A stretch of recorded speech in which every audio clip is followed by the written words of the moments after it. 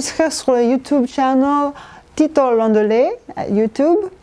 Et vous allez voir plein de choses très intéressantes. C'est très gentil Ciao. de votre part. Ngala sanga zimbwe Londolé. Ngala sanga zimbwe Londolé. Biso za mona nzambe. Biso nyonso to s'abonner na site ya Tito Londolé, hein? Tito Londolé, Mwana State. Donc to s'abonner biso tout massivement. All feel this good again. Ya comme on a Mermos Bosengo, mon fire babinga na podium. Alors tout ça bien bino mingi boya okota la Chanel Tito Londolé. Ici ka bilengi vandi. Ici ka magiste donc beaucoup de rabota nous on comprendre face à face. Don't forget to subscribe. Tito Londolé YouTube channel. Make sure you subscribe, you like, you share, leave a comment, alright? Balobi yo papa, yo maman, yo mwana, yo jeune fille, yo jeune garçon, il y a bien pour la information na yo, pour la culture na yo, pour la mboka na yo.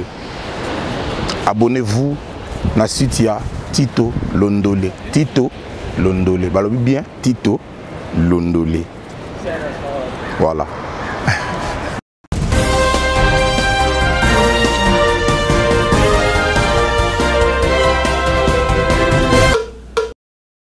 Mesdames et messieurs, bonsoir. Une très belle journée et je suis chez qui? Je suis chez un analyste politique aujourd'hui. Pourquoi? Je suis un acteur, j'aime mon pays, je m'intéresse beaucoup à mon pays et il y a eu une situation, les élections et consorts. Nous voulons savoir. Je ne sais pas faire l'analyse politique. Voilà pourquoi je me suis décidé de chercher c'est lui la personne mieux placée pour nous faire une étude sur la situation politique actuelle aujourd'hui au Congo. Et qu'est-ce que j'ai vu dans mon répertoire? J'ai vu un ancien invité de mon show, M. Philippe Mwanza, qui est un analyste politique, mais je pense que vu qu'il est ici avec moi, je suis d'ailleurs chez lui, il est mieux placé pour parler de lui-même. M. Philippe Mwanza, bonsoir. Bonsoir, M. Londolé. Ok, je suis vraiment très content. Merci d'abord de m'avoir accordé ce temps. Je sais que vous êtes très occupé ici aux États-Unis. Je signale que M. Philippe Mwanza, vous vivez ici, ça fait plus de 3 ans. Plus, non, 5 ans. 5 ans, voilà, c'est déjà quelque chose. Est-ce que pouvez-vous vous présenter et dire un peu ce que vous faites? L'analyste politique, c'est qui? Merci, M. Londolé, d'abord d'être venu nous accorder cette interview pour qu'on puisse parler de la situation de notre pays, surtout la situation politique, puisqu'actuellement, il y a des agitations étant donné qu'on est dans le processus électoral. En ce qui me concerne, je m'appelle Philippe Mwanza, je suis congolais, j'ai étudié au Congo, j'ai travaillé au Congo.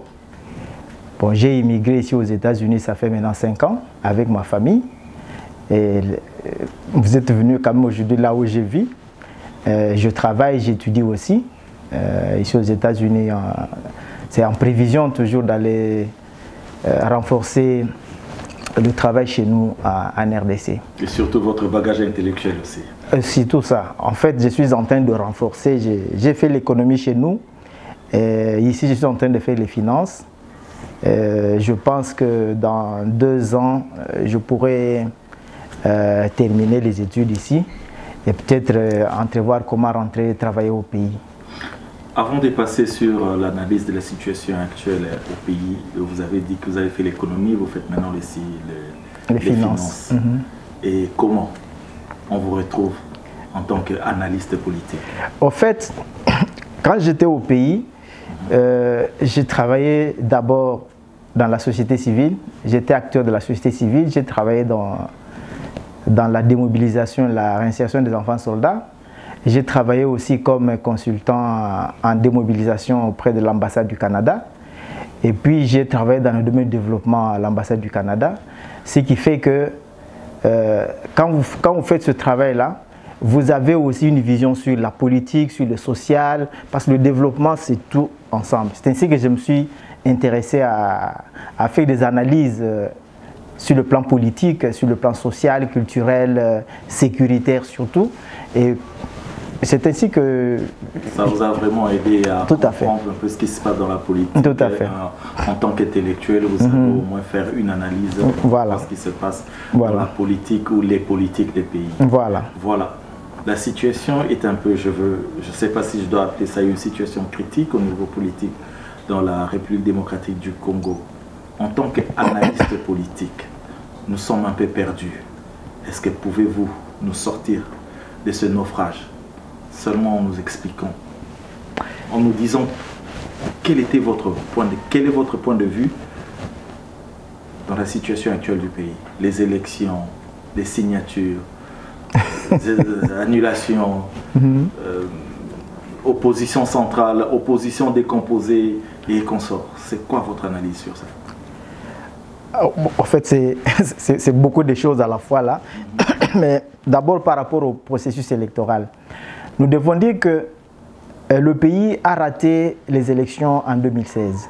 Décembre 2016, on devait organiser les élections, mais le pouvoir en place à Kinshasa n'a pas pu. Il a donné des raisons qu'il a pu donner. Il a parlé des problèmes sécuritaires, que l'argent a été affecté au maintien de la paix lorsque le pays faisait face à la rébellion du M23. À part ça, le pouvoir a avancé aussi les raisons de manque d'argent. Mais de l'autre côté, nous avons entendu l'opposition qui parlait, qui n'acceptait pas les raisons du gouvernement parce que l'opposition a fait valoir les projets non budgétisés qui ont été réalisés. Mais qu'à cela ne tienne, ils se sont entendus, ils ont mis en place, il y a eu dialogue et ils se sont convenus pour que les élections en décembre 2018. Oui, la CENI a dû enrôler, la CENI a mis en place toutes les structures et maintenant, des candidatures ont été déposées parce que ça fait 3 élections qui vont avoir lieu, présidentielle, législative nationale et législative provinciale. Donc c'est vraiment... C'est énorme. C'est énorme pour un pays comme le nôtre. Et après, nous avons entendu des agitations en ce qui concerne la machine à voter. Actuellement, il y a 3 problèmes qui sont restés pendantes, qui ne sont pas résolus.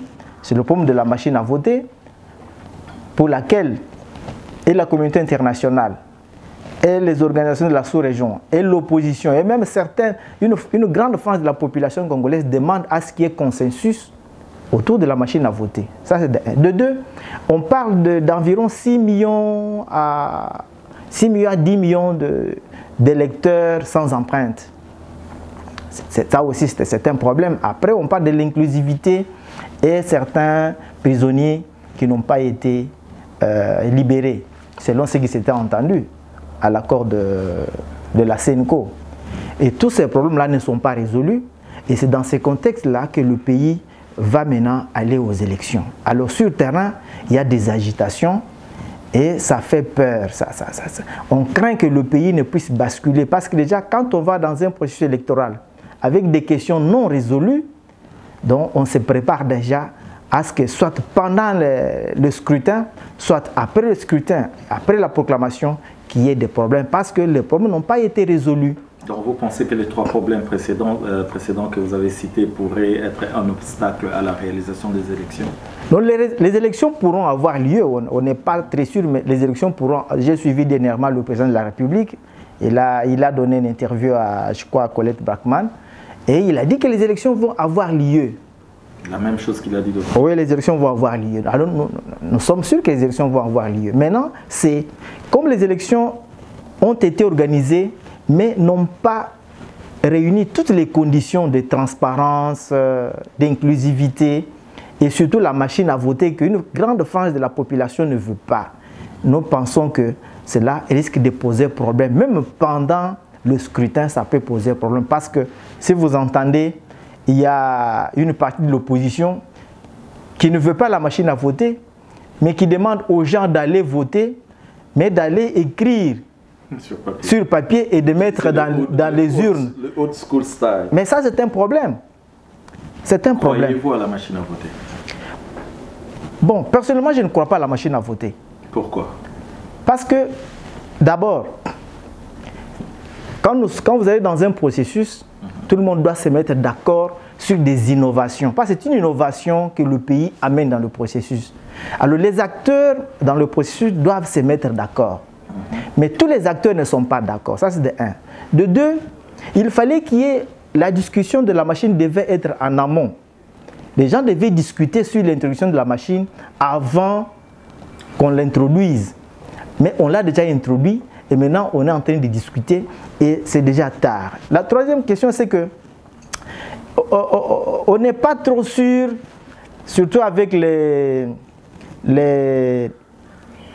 ce n'est même pas l'audit, mais le point de vue donné par les experts britanniques qui ont mentionné que cette machine-là, si on veut l'utiliser, il faut qu'on puisse en tout cas déconnecter certains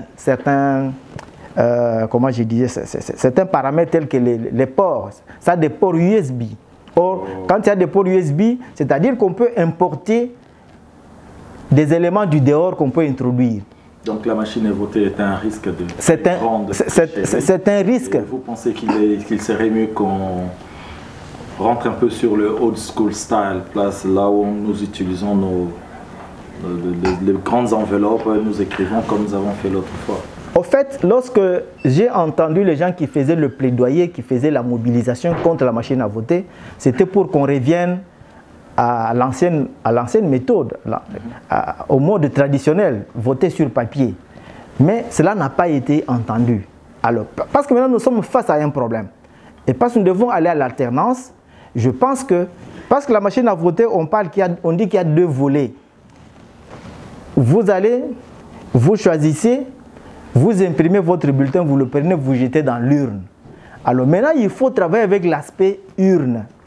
C'est-à-dire, quand vous imprimez, moi je pense, c'est un conseil que je donne, je pense qu'il faut maintenant, lorsque vous imprimez votre bulletin, vous devez vous rassurer que votre vote c'est vraiment celui que vous avez. C'est exact, après vous allez l'introduire dans l'urne.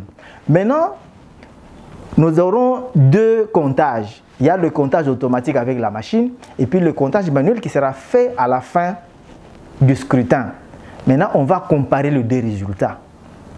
C'est là où nous disons qu'il faut maintenant que ceux qui se sont décidés d'aller aux élections avec la machine à voter puissent maintenant tenir compte de cet aspect-là, s'organiser pour qu'à la fin, lors du décomptage final, que tout le monde soit sûr avec le résultat qui viendra des urnes. Et je me dis, j'ai appris par les médias que M. Corneille Nangaa, le président de la CENI, a dit qu'il va donner les résultats le 25 décembre. Moi, je me dis, mais ce n'est pas possible. Les élections tiendront le 23 décembre le 23. Et le 25. Alors rapide. Mais c'est-à-dire qu'il va proclamer avec le décomptage automatique. Oh, ce n'est pas normal. Je pense que s'il veut vraiment épargner le pays, vraiment de la catastrophe, qu'il sait cet aspect-là, qu'il puisse aller, parce qu'il avait promis que ce sont les résultats des urnes qui seront proclamés et non les résultats de comptage automatique. La machine à voter, nous venons tout simplement de parler de la machine à voter. Vous avez entendu ce que l'analyste politique Philippe Mwanza vient de nous dire.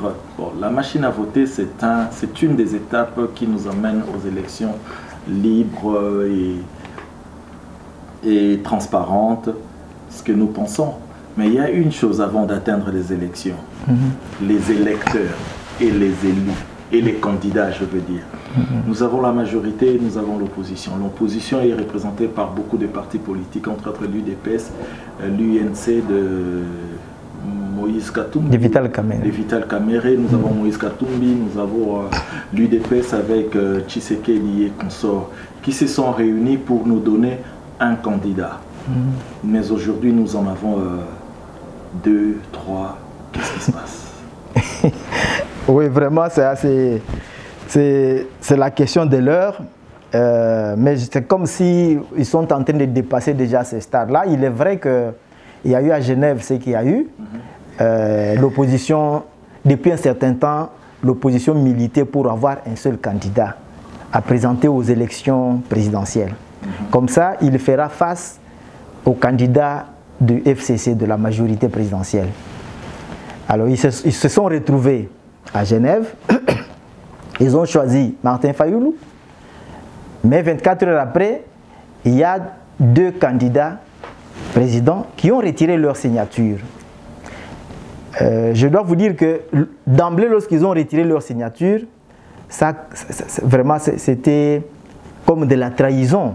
Donc, ça a créé de l'émoi dans tous les observateurs, dans toutes les personnes. Ça a créé des problèmes. Mais il fallait quand même attendre un peu pour comprendre pourquoi ils ont retiré des signatures. D'emblée, lorsqu'ils ont retiré les signatures, il y a eu des condamnations. On a compris que ce n'était pas responsable. Il est vrai. Mais après, les langues ont commencé à se délier pour nous dire ils ont retiré les signatures. Pourquoi? Parce qu'en principe, lorsqu'il y a un conflit, il ne faut pas vous attaquer aux effets, aux conséquences. Il faut aller à la cause, il faut aller aux racines. Il faut savoir pourquoi les 2 personnalités, notamment Vital Kamerhe et Félix Tshisekedi, ont retiré les signatures. Pourquoi? Alors les langues ont commencé à se délier, ils ont commencé à se justifier. C'est alors on a compris que quelque part ça n'a pas bien marché. À l'intérieur. Entre eux, les acteurs, ça n'a pas bien marché. Qu'est-ce qui n'a pas marché? Ils nous ont dit que le processus a commencé depuis Bruxelles. Ils n'ont pas pu désigner un candidat. Ils sont allés en Afrique du Sud, à Pretoria. À Pretoria, ce qu'ils disent, ils ont mis en place un critérium. 8 critères. Alors, sur base du critérium, il fallait maintenant choisir le candidat commun. Alors, là où moi, je n'ai pas... Peut-être que je pense que la fondation Kofi Annan, qui a été choisie pour faire la facilitation, là où j'ai trouvé que ça n'a pas bien marché de son côté, c'est de la manière qu'ils ont cherché le consensus, mais que ce consensus-là a raté. J'ai quand même des petites notions de résolution des conflits ou de transformation des conflits. Comment on peut arriver à départager les gens. Ils ont 4 candidats qui étaient restés en lice par rapport au présidentiel. Il fallait maintenant Vital Kamerhe, Tshisekedi, Fayoulou et professeur Matungulu. C'était les 4 qui restaient en lice. Bemba a été invalidé, Katumbi a été empêché de rentrer et puis Mouzito a été aussi invalidé. Donc, ils étaient au total 7, ils avaient des critères. Et ce que la fondation devait faire, c'est d'aller critère par critère, étudier la candidature de chacun.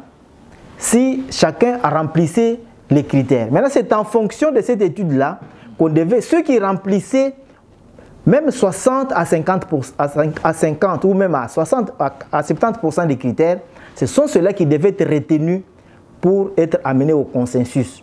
Et petit à petit, ils allaient rester peut-être avec 2 candidats en lice. Maintenant, c'était les 2 candidats qui devaient être amenés à discuter, à s'entendre pour voir qui peut se retirer au profit de l'autre.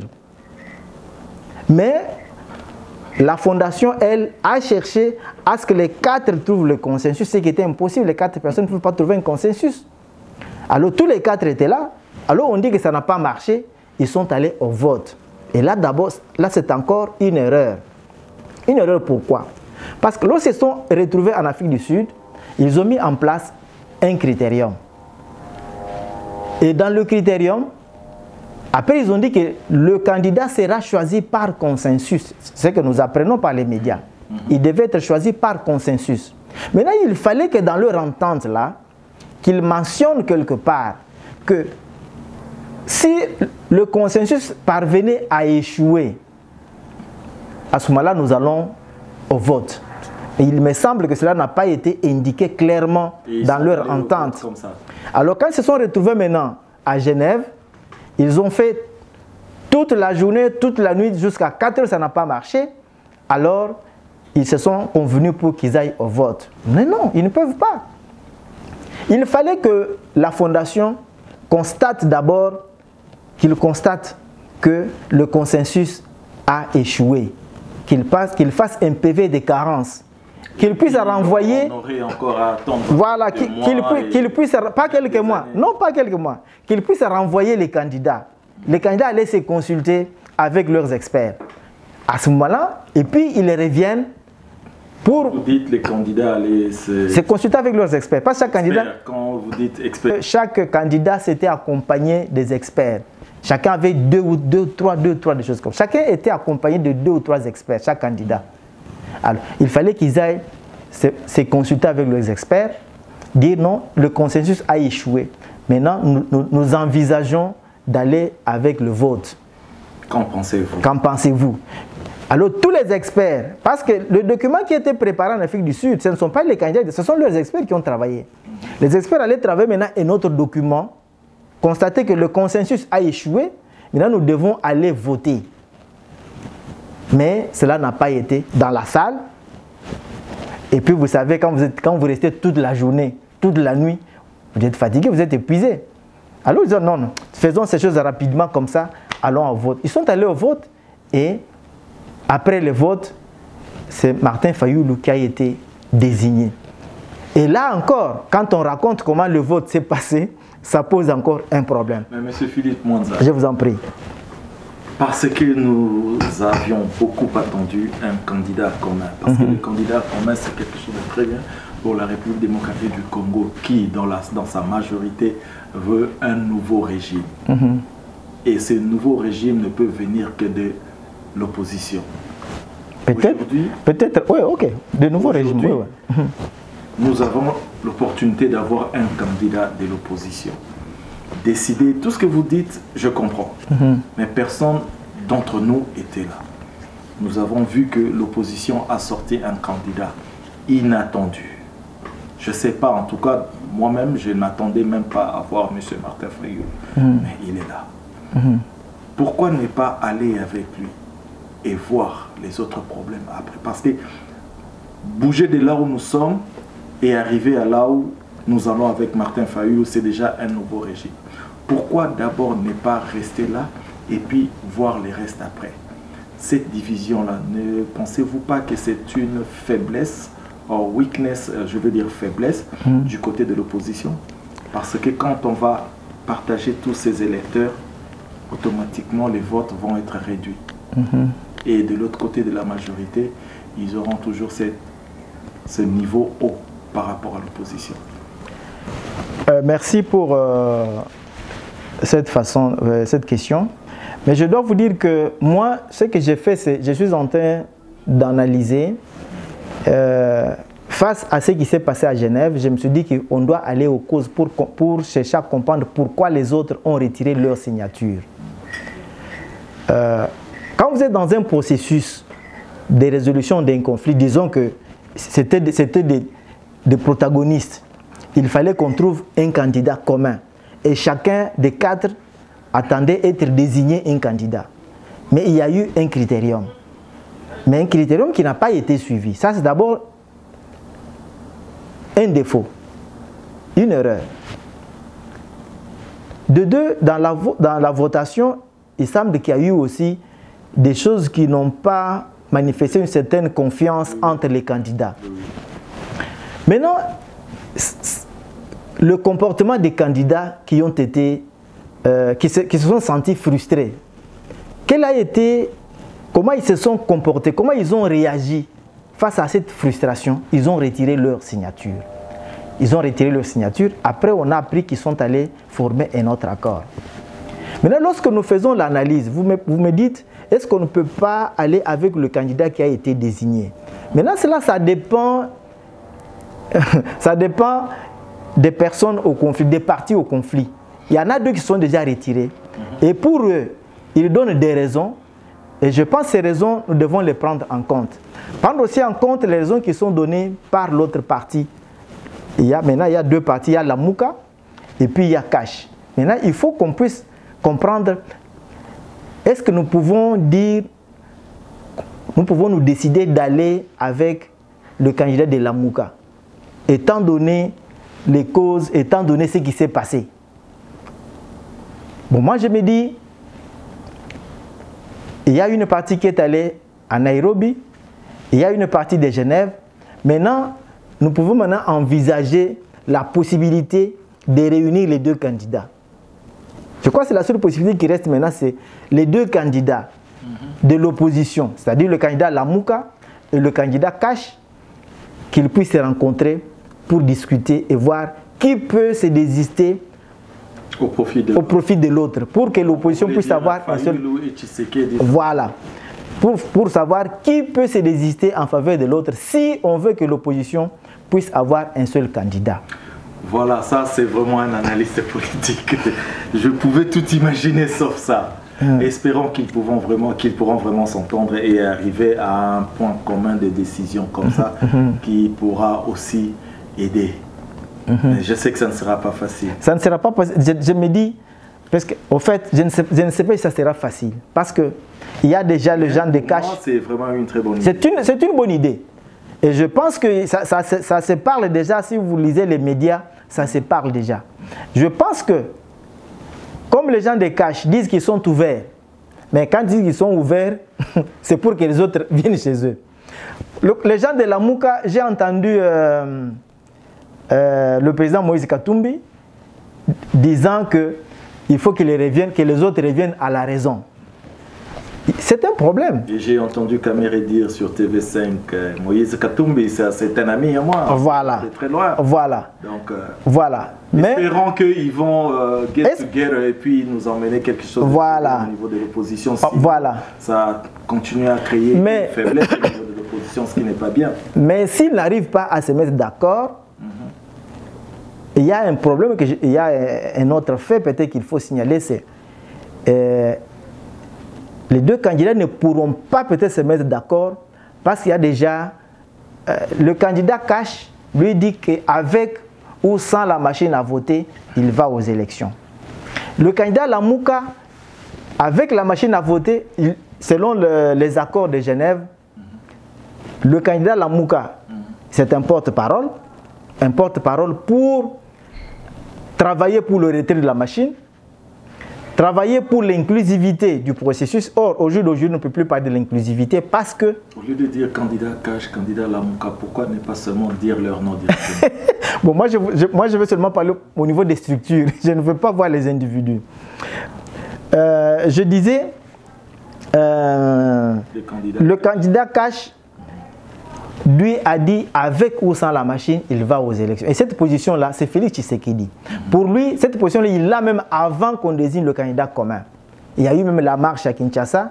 Lui, DPS, avec ses alliés, n'ont pas participé à cette marche-là. Pourquoi? Parce que cette marche-là était pour manifester contre la machine à voter.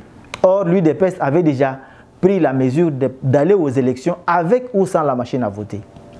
Et c'est la position qu'a adoptée aujourd'hui l'UNC. J'ai suivi c'est Makele, le porte-parole de l'UNC. Il a dit ils vont maintenant aux élections avec ou sans la machine à voter. Maintenant, le candidat Lamouka, lui, dit il s'en tient au prescrit de la loi. C'est vrai que la loi en RDC n'autorise pas le vote électronique. Alors il dit pas des élections sans machine à voter, sans l'inclusivité, et puis il parle aussi des électeurs. Vous dites Fayulu a dit pas d'élection sans machine à voter. C'est-à-dire ils vont aller aux élections, mais ils ne veulent pas les élections avec la machine à voter. Aujourd'hui nous sommes déjà le 2 décembre. Les élections c'est le 23 décembre, donc dans presque 20 jours. Est-ce que vous êtes sûr que dans 20 jours, Corneille Nangaa, à qui on a parlé il y a 6 mois, de laisser tomber sa machine à voter, il ne l'a pas laissé, il s'en tient. Et vous êtes sûr qu'à 20 jours, Corneille Nangaa va laisser la machine à voter.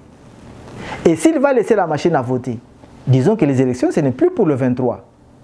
Parce qu'il faudrait maintenant engager des dépenses pour imprimer des bulletins de vote. Et ça prendra du temps. À ce moment-là... En tant qu'analyste politique, combien de temps ça pourra nous prendre? En tout cas, plus de 6 mois. C'est-à-dire qu'on doit prolonger les élections. Plus de 6 mois. Et on va voir ça dans bientôt quelques jours, si vraiment ça sera la même chose. Vous êtes un analyste politique. Bon, au fait, c'était pour dire que les deux ne pourront pas se mettre d'accord parce que Ils ont déjà des divergences terribles. Voilà. Celui-ci préfère la machine, va avec ou sans. L'autre ne veut pas la machine. Maintenant, que dit la CENI? C'est ça. Voilà, c'était Philippe Mwanza, ici même à Los Angeles, qui a ouvert son cœur, sa bouche pour nous parler, nous faire des analyses sur la situation politique actuelle au Congo. La situation est grande, si on doit parler de tout, on risquera de dormir ici. Mais notre réalisateur Prince Obéni Boton nous a donné que 25 minutes pour cette petite interview. Voilà, je reviens sur vous, Monsieur Philippe Mwanza. Nous avons parlé des élections, des électeurs, nous avons parlé des candidats et de la machine à voter. Une analyse sur le candidat de la majorité. Oui, je pense que les gens de l'opposition, ça c'est mon point de vue, les gens de l'opposition font l'erreur, commettent l'erreur. Même la majorité de la population est en train de commettre cette erreur-là. En minimisant le candidat Shadari. Je pense que Shadari, il ne faut pas le minimiser.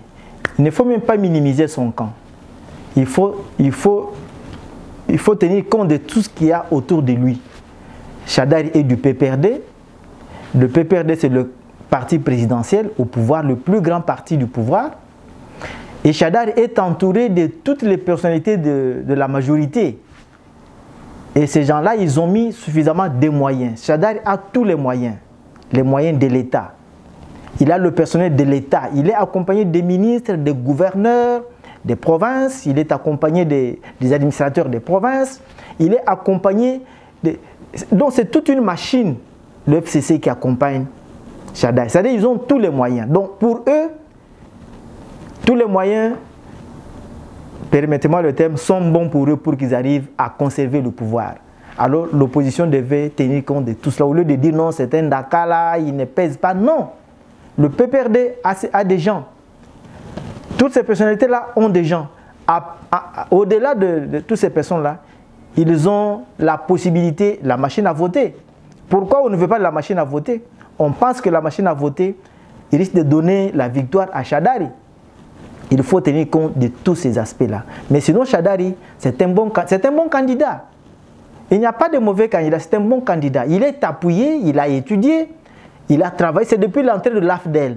Il était vice-gouverneur à Maniema, après il est venu à Kinshasa, il est toujours avec le pouvoir depuis 17 ans, il ne faut pas négliger ça.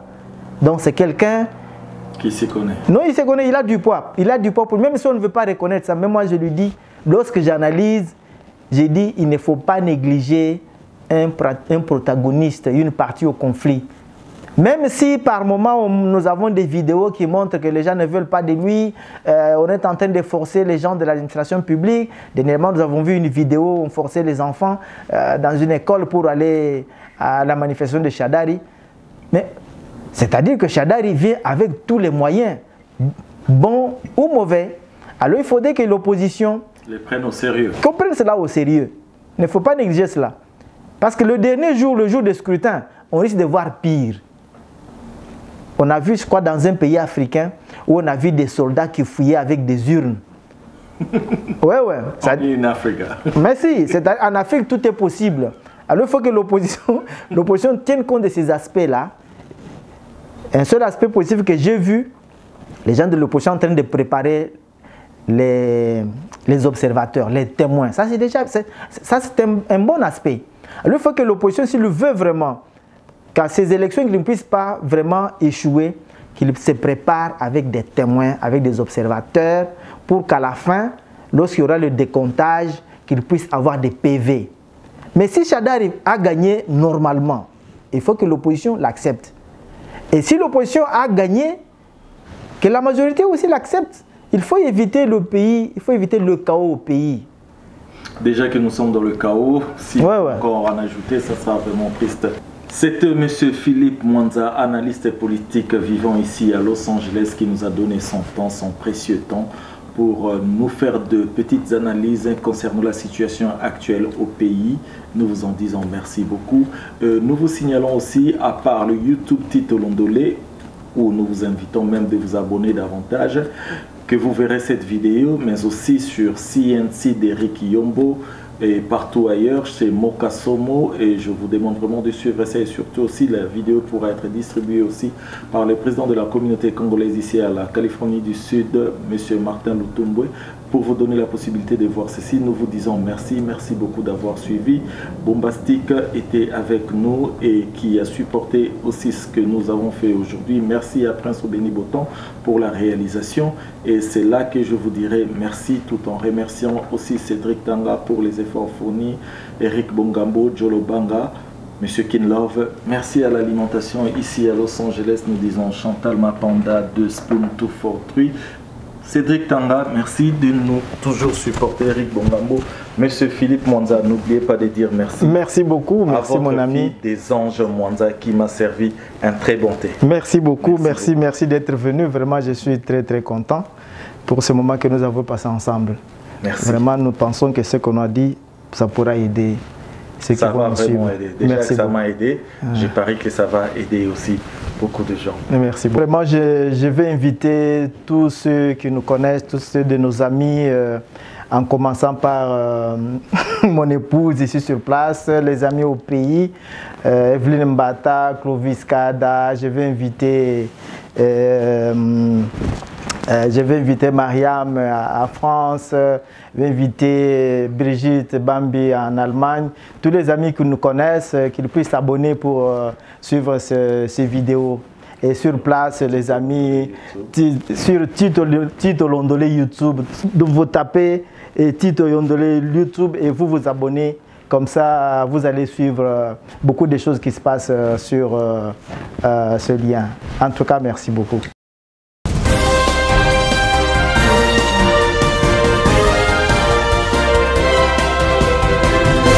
Jusqu'à sur le YouTube channel Tito Londolé, YouTube, et vous allez voir plein de choses très intéressantes. C'est très gentil de votre part. Ngala sanga zimbwe Londolé. Ngala sanga zimbwe Londolé. Biso za mona nzambe. Biso nyonso to s'abonner na site ya Tito Londolé, hein? Tito Londolé, Mwana State. Donc tous s'abonner biso tout massivement. All feel this good again. Ya comme on a Mermos Bosengo, mon fire babinga na podium. Alors tous bien bino mingi boya okota na channel Tito Londolé, ici ka bilenge vandi. Ici ka magiste donc beaucoup de rabota nous on comprendre face à face. Don't forget to subscribe. Tito Londolé YouTube channel.